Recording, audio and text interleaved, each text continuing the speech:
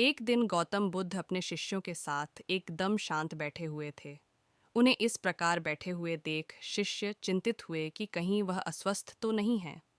एक शिष्य ने उनसे पूछा कि आज वह मौन क्यों बैठे हैं, क्या शिष्यों से कोई गलती हो गई है। इसी बीच एक अन्य शिष्य ने पूछा कि क्या वह अस्वस्थ हैं, पर बुद्ध मौन रहे।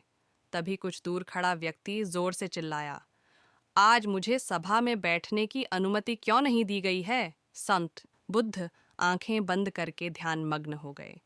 वह व्यक्ति फिर से चिल्लाया, मुझे प्रवेश की अनुमति क्यों नहीं मिली।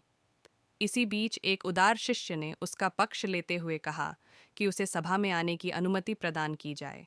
बुद्ध ने आंखें खोलीं और बोले, नहीं, वह अछूत है, उसे आज्ञा नहीं दी जा सकती। यह सुनकर शिष्यों को बड़ा आश्चर्य हुआ।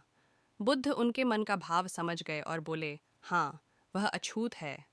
इस पर कई शिष्य बोले, हमारे आश्रम में जात पात का कोई भेद ही नहीं, फिर वह अछूत कैसे हो गया।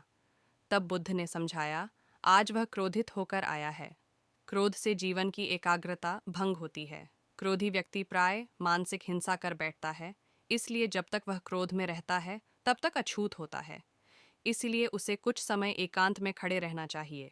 क्रोधित शिष्य भी बुद्ध की बातें सुन रहा था। पश्चाताप की अग्नि में तपकर वह समझ चुका था कि अहिंसा ही मनुष्य का महान कर्तव्य व परम धर्म है। वह बुद्ध के चरणों में गिर पड़ा और कभी क्रोध न करने का प्रण लिया।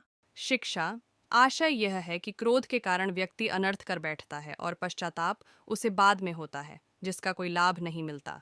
इसलिए हमें क्रोध नहीं करना चाहिए। असल मायने में क्रोधित व्यक्ति अछूत हो जाता है और उसे अकेला छोड़ देना चाहिए। क्रोध करने से तन, मन और धन तीनों की हानि होती है। क्रोध से ज्यादा हानिकारक कोई और वस्तु नहीं है। वीडियो पसंद आया है तो लाइक, शेयर, सब्सक्राइब भी करना। नमो बुधाय।